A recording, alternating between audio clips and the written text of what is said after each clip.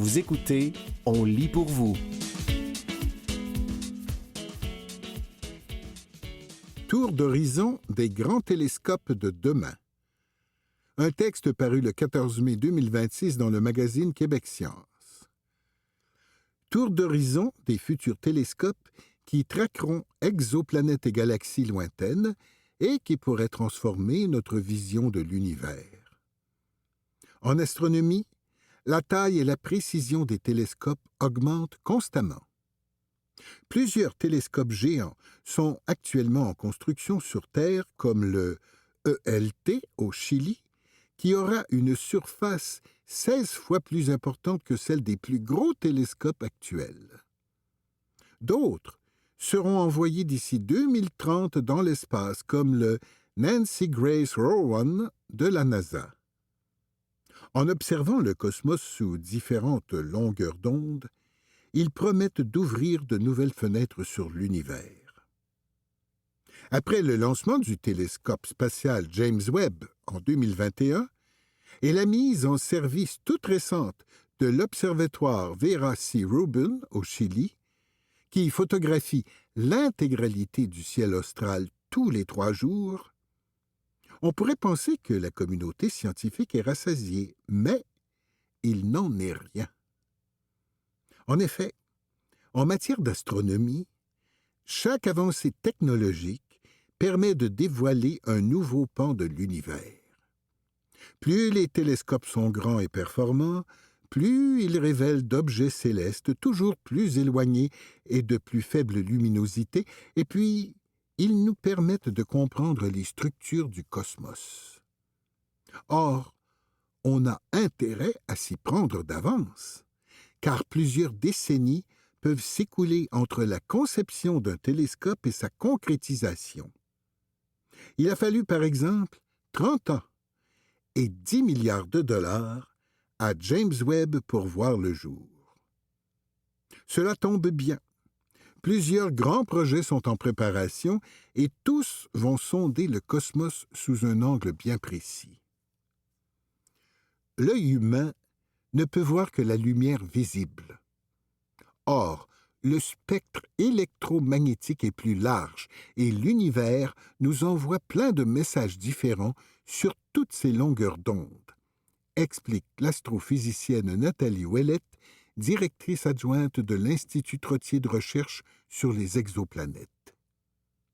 Parmi ces signaux invisibles, les ondes radio transportent des informations provenant de pulsars, d'étoiles à neutrons ou de nuages de gaz interstellaires. Les rayons gamma et les rayons X renseignent sur les phénomènes les plus violents de l'univers, comme la présence de trous noirs ou des explosions d'étoiles. Les micro-ondes portent la trace du Big Bang lui-même. Et l'infrarouge permet de percer les nuages de poussière où naissent les étoiles et les planètes. Ce n'est donc pas un caprice de vouloir différents télescopes. Ils ont des fonctions et des visions différentes. Si on observe seulement certaines ondes électromagnétiques, on regarde l'univers avec un champ de vision très limité, ajoute l'astrophysicienne. Voici donc une liste, loin d'être exhaustive, de certains projets phares qui ouvriront une nouvelle fenêtre sur l'univers. GMT et ELT, les plus grands yeux du monde. Étape de fabrication. La structure est en construction.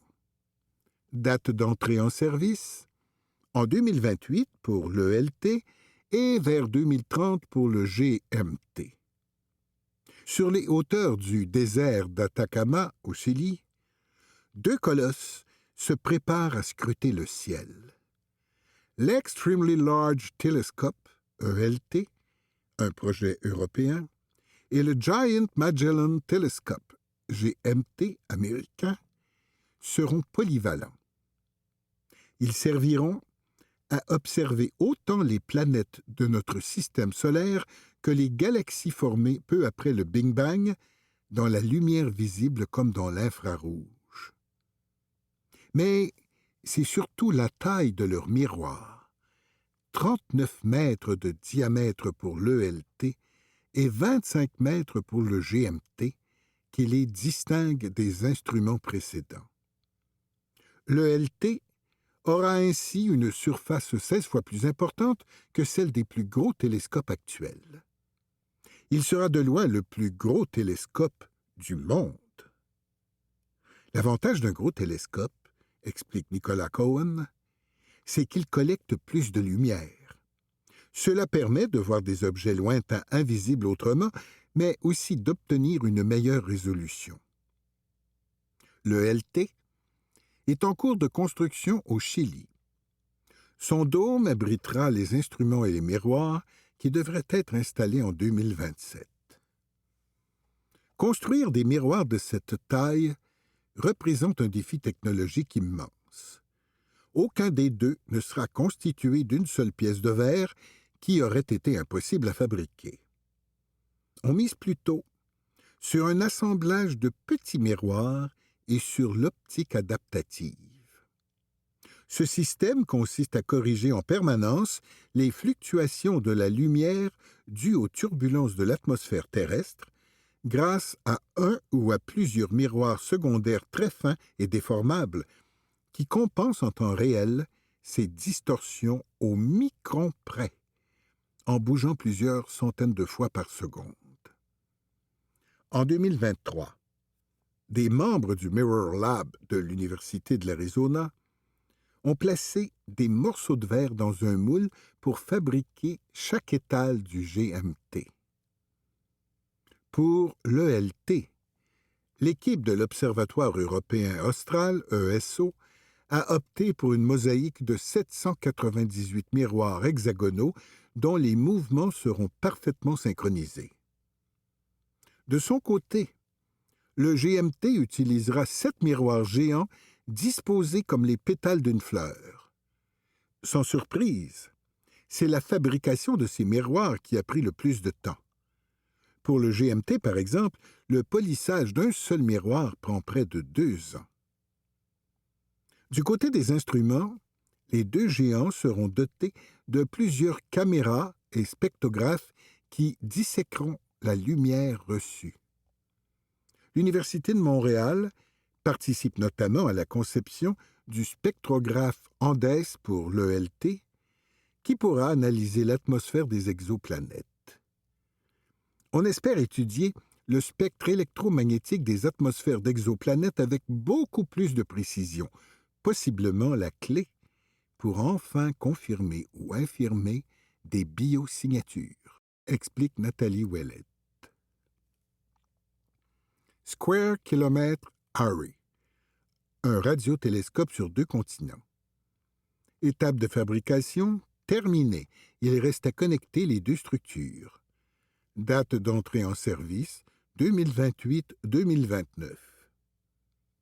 Pour entendre les murmures radio venus du cosmos, il faut d'immenses surfaces collectrices, à l'instar de FAST, une coupole de 500 mètres de diamètre construite en Chine il y a une dizaine d'années. Un autre de ces projets colossaux prend forme au cœur des déserts d'Afrique du Sud et d'Australie. Le Square Kilometre Array, SKA, littéralement réseau d'un kilomètre carré, sera le plus puissant radiotélescope jamais construit. Cet observatoire international n'est pas un télescope unique, mais un gigantesque réseau d'antennes et de paraboles fonctionnant ensemble. En Afrique du Sud, près de 200 grandes antennes seront capables de capter les ondes radio de fréquence intermédiaire. En Australie occidentale, plus de 130 000 petites antennes, ressemblant à une forêt de sapins métalliques, seront destinées aux basses fréquences radio. Ces instruments fonctionneront comme un seul télescope géant grâce à une technique appelée interférométrie. Le concept: recombiner la lumière de plusieurs télescopes, éloignés les uns des autres, qui agissent alors de concert comme un unique télescope géant. Une fois reliés par des milliers de kilomètres de fibres optiques et synchronisés par des logiciels extrêmement précis, les deux instruments du SKA auront une surface combinée équivalent à une coupole unique d'1 km². Cela leur permettra de détecter des signaux radio extrêmement faibles, bien plus lointains que ceux observés par les instruments actuels. Les astronomes utiliseront surtout SKA pour retrouver la trace des premières étoiles et galaxies et pour cartographier la répartition de la matière noire. Nancy Grace Roman et Plateau, à la recherche d'exoplanètes rocheuses. Étape de fabrication terminée. Date d'entrée en service dès septembre 2026, Roman, hiver 2027, Plateau. Depuis la découverte des premières exoplanètes dans les années 1990, les astronomes rêvent de trouver une véritable sœur de la Terre dans un autre système solaire, un type de planète qui demeure encore largement introuvable.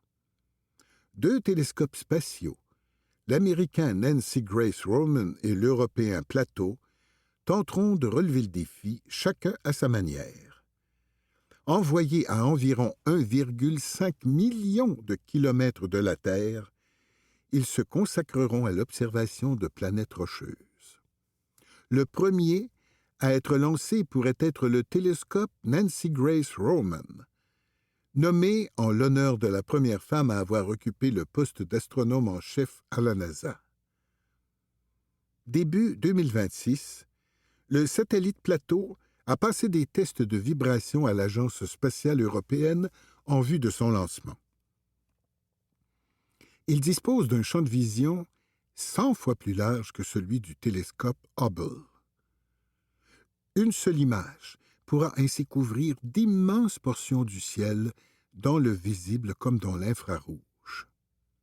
Selon l'astrophysicienne Nathalie Ouellette, ce télescope agira comme un puissant instrument de recensement. Il va faire des cartographies systématiques du ciel et produire des catalogues de données accessibles au public. Doté d'un miroir de 2,4 mètres de diamètre, le télescope utilisera aussi un tour de passe-passe, la micro-lentille gravitationnelle. Lorsqu'un objet massif courbe l'espace-temps, il peut amplifier brièvement la lumière d'une étoile située en arrière-plan. Une planète passant devant une étoile lointaine, autre que la sienne, peut alors trahir sa présence par un léger pic de luminosité. Cette méthode permettra même de repérer des planètes errantes dérivant seules dans la galaxie. Le Nancy Grace Roman sera également doté d'un coronographe de pointe capable de bloquer la lumière d'une étoile afin d'être moins ébloui et donc de révéler les planètes qui l'entourent. L'instrument pourrait permettre pour la première fois d'observer directement des exoplanètes géantes gazeuses semblables à Jupiter. Novembre 2025. L'équipe technique travaillait à l'assemblage du télescope Nancy Grace Roman. Plateau. Planetary Transits and Oscillations of Stars utilisera pour sa part des méthodes plus classiques pour détecter des planètes autour d'autres étoiles, mais avec un raffinement inédit. Dirigée par l'Agence spatiale européenne, la mission observera la lumière visible de plus de 200 000 étoiles de la Voie lactée à la recherche d'une légère baisse de luminosité. Celle qui survient lorsqu'une planète passe devant son étoile. C'est ce qu'on appelle la méthode du transit. Mais plutôt que d'utiliser un unique grand miroir, Plateau sera équipé de 26 caméras fonctionnantes simultanément. Ensemble, elles surveilleront d'immenses portions du ciel. Vous écoutez Tour d'horizon des grands télescopes de demain, un texte paru le 14 mai 2026 dans le magazine Québec Science. Habitable Worlds Observatory, le prochain méga-projet.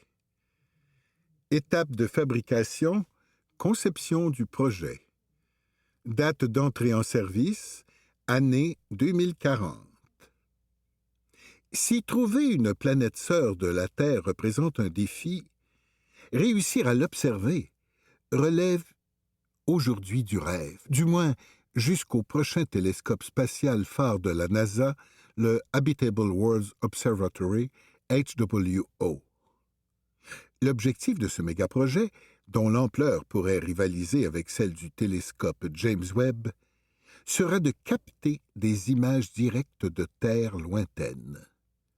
Il fonctionnera dans les longueurs d'onde ultraviolettes, la lumière visible et l'infrarouge pour détecter les biosignatures atmosphériques telles que celles de l'oxygène, de l'ozone et du méthane.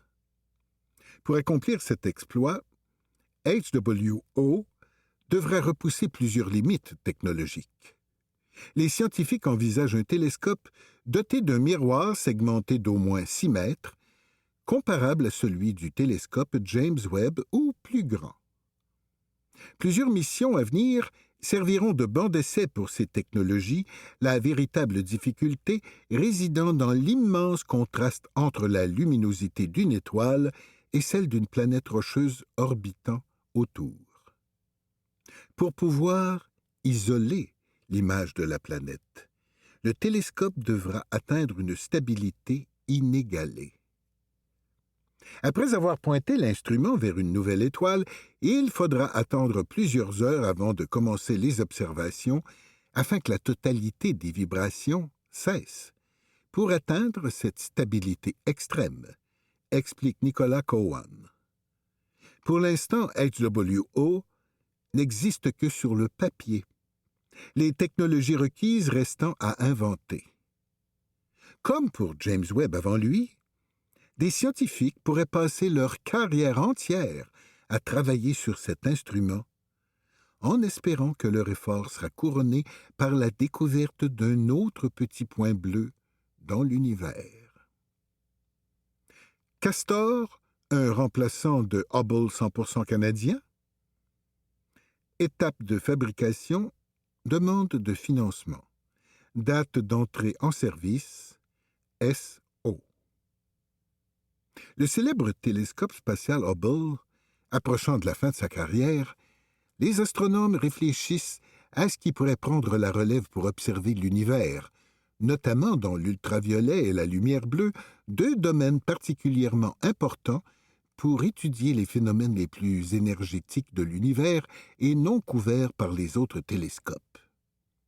Parmi les candidats figure Castor, pour Cosmological Advanced Survey Telescope for Optical and UV Research, un télescope spatial doté d'un miroir d'1 mètre de diamètre et proposé par le Canada. Castor, c'est l'équivalent de Hubble, mais avec un champ de vue 100 fois plus grand, explique l'astrophysicienne Nathalie Ouellette. Le télescope pourrait capturer en une seule image une zone aussi large que la pleine lune, une tâche qui nécessiterait environ 100 images avec Hubble. Cette capacité de balayage rapide serait particulièrement utile pour détecter des phénomènes imprévisibles, comme des explosions stellaires. On ne sait pas toujours où pointer pour les voir, donc il faut cartographier le ciel de façon régulière, explique la chercheuse. Avec un budget estimé entre 300 et 400 millions de dollars, Castor pourrait démontrer la capacité du Canada à diriger une mission spatiale. On a déjà eu beaucoup de succès avec de plus petites missions, rappelle Nathalie Ouellette, mais montrer qu'on est capable de mener un projet comme celui-là serait extrêmement important pour le leadership scientifique du Canada. Télescope lunaire, quand la cible devient l'observatrice. Étape de fabrication, projet à l'étude. Date d'entrée en service, SO. Au-delà des télescopes terrestres ou spatiaux, un des concepts qui font rêver les astronomes consiste à faire de la Lune le laboratoire suprême pour scruter l'univers. Et ce n'est pas qu'un rêve. Des projets américains et chinois envisagent d'installer des instruments d'observation sur notre satellite. Le principal atout de la Lune, elle combine en un seul lieu les avantages des meilleurs télescopes spatiaux et terrestres sans les inconvénients. D'abord, comme pour les télescopes spatiaux, son environnement dépourvu d'atmosphère et parsemé de cratères plongés dans l'ombre en permanence offre des températures glaciales idéales pour des miroirs observant l'infrarouge lointain et constitue un havre de paix pour capter les signaux cosmiques loin des interférences terrestres. Et comme les télescopes terrestres, l'immense surface disponible permet la construction de gros télescopes stables. Des projets de radiotélescopes ont été proposés tant par les États-Unis que par la Chine. Le projet américain Lunar Crater Radio Telescope prévoit un filet grillagé suspendu dans un cratère, tandis que la Chine pousse le concept plus loin avec un réseau de 7200 antennes sur 30 kilomètres. Mais on est encore loin de pouvoir relever les défis techniques de tels projets et de lever les budgets nécessaires. Avant tout, il faudra lancer de nouvelles missions habitées sur la Lune, ce qui n'aura pas lieu avant Artemis 4 en 2028 du côté américain et 2030 au plus tôt pour la Chine. Le privé entre en scène. Les investissements croissants d'entreprises privées dans le spatial concernent aussi les télescopes. Début 2026, Eric Schmidt, ancien patron de Google, et son épouse Wendy ont annoncé le financement de 4 télescopes de pointe, 3 au sol et un 4e nommé Lazuli, qui a pour ambition de remplacer Hubble dans l'espace.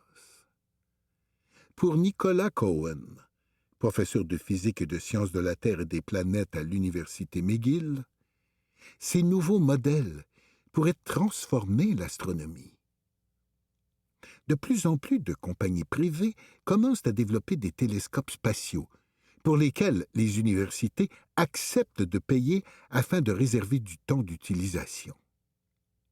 La contribution peut être financière ou se faire en offrant des instruments de mesure, explique-t-il. Dans d'autres cas, ce sont des philanthropes qui lancent un appel à des idées scientifiques et financent un télescope qui peut coûter quelques centaines de millions de dollars. Mais cette évolution suscite aussi certaines inquiétudes. Pour Nathalie Ouellette, dépendre trop fortement de financements privés pourrait fragiliser la planification scientifique à long terme. Je ne voudrais pas que les gouvernements disent que le privé peut financer ça. Ces missions se développent sur des décennies. Si on commence à dépendre des caprices des milliardaires, ça deviendra inquiétant, d'autant que les grandes missions qu'on voit une fois par génération, comme James Webb, coûteront toujours plusieurs milliards. C'était Tour d'horizon des grands télescopes de demain, un texte paru le 14 mai 2026 dans le magazine Québec Science.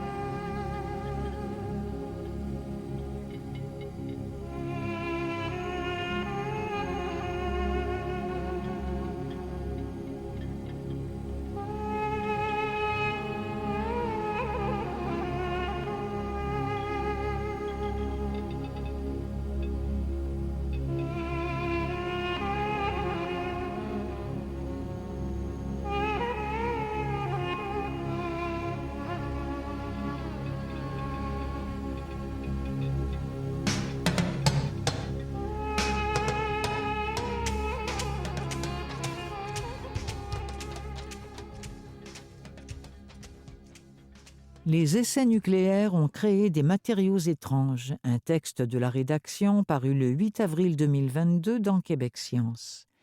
Un matériau rare, la trinitite, a été découvert à l'endroit où la première bombe atomique a explosé. Il possède une organisation moléculaire qu'on pensait quasi impossible. Quand tu penses aux cristaux, tu imagines sans doute des pierres précieuses de 1000 couleurs. Mais les cristaux, c'est aussi le sel que tu mets dans ta bouffe, ou les flocons de neige. Leur point commun ? Une organisation très régulière des molécules qui forment un motif qui se répète un très grand nombre de fois, à l'image d'un plancher composé d'une multitude de carreaux, tous de la même forme. Mais il existe aussi des quasi-cristaux. Ce sont des matériaux composés d'éléments organisés et symétriques, mais dont la répétition n'est pas régulière. Pour reprendre l'image du carrelage, c'est comme si on avait des carreaux de différentes formes, des carrés, des triangles, des losanges, et que ces carreaux s'agençaient pour former des motifs complexes, structurés. Tous les quasi-cristaux connus sont artificiels, c'est-à-dire qu'ils ont été créés par l'humain. Il y a une exception. L'écrasement de la météorite Katirka, en Sibérie, a permis la création de quasi-cristaux naturels. À la suite de leur découverte, une équipe de géologues, de physiciens et de minéralogistes a alors essayé de les reproduire en laboratoire. En simulant des conditions de choc extrêmes, ils ont réussi à en créer de nouveaux. Les chercheurs ont alors réfléchi à d'autres phénomènes qui pouvaient réunir des conditions similaires de choc à haute pression, les explosions atomiques. Ainsi, une expédition composée d'États-Uniens et d'Italiens a été lancée pour fouiller le site du premier essai nucléaire au milieu du désert du Nouveau-Mexique, États-Unis, afin de trouver des quasi-cristaux. Et ils en ont trouvé un. En 1945, l'explosion de la bombe a formé une pierre rouge baptisée trinitite, du nom de l'essai Trinity. Ce quasi-cristal est un mélange de la fusion du sable et d'autres composés comme les fils de cuivre présents dans les appareils d'enregistrement installés sur place. Il aura fallu presque 80 ans pour trouver cette pierre et observer sa structure. Les scientifiques qui l'ont analysée ne peuvent pas encore entièrement l'expliquer. Ces recherches suggèrent d'ailleurs que d'autres quasi-cristaux pourraient se cacher sur la planète, qu'ils soient naturels ou issus des activités humaines. Les trouver et les étudier permettrait de mieux les comprendre et de percer un peu plus leur mystère. C'était « Les essais nucléaires ont créé des matériaux étranges », un texte de la rédaction paru le 8 avril 2022 dans Québec Science.